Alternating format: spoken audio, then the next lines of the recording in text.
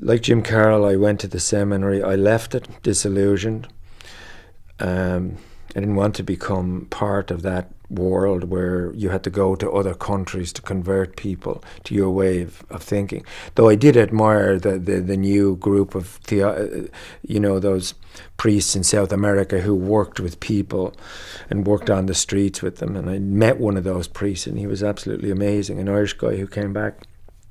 No collar, which was a shock. Dressed in civvies, which was a shock. And really handsome, which was a bigger shock. And all the girls were all crazy about him. And he was totally happy with that. But he saw his function first and foremost as somebody who worked among the poor to improve social conditions. That was his primary goal. And I then went on to leave Ireland and come to America, where I married a Jewish woman. And so I came to understand through her and through exposure to her family, I came to understand in much greater detail the story, the Jewish story. The reason I think this film is important is because there's a great danger in the world that we live in that we could possibly annihilate each other in the name of God, and that we need to not just understand other people's point of view religiously, but we also need to understand our own point of view and what we believe and why we believe it and what our tradition is.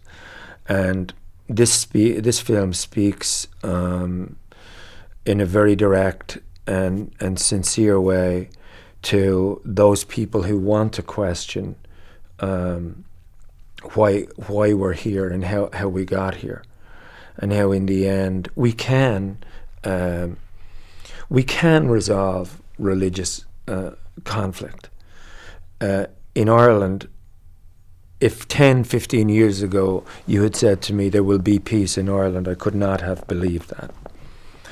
I'm not saying that everything is now rosy in the garden there, because it's not. But there has come a day when two opposite groups with religious points of view sat down at the same table and worked out their difference.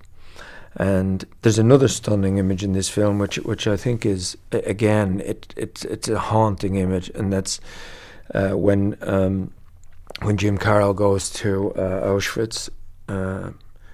And in this seemingly tranquil, bucolic place, if you hadn't been told about it, you would have just thought it was a field and some trees. And there's a butterfly hovering over some flowers.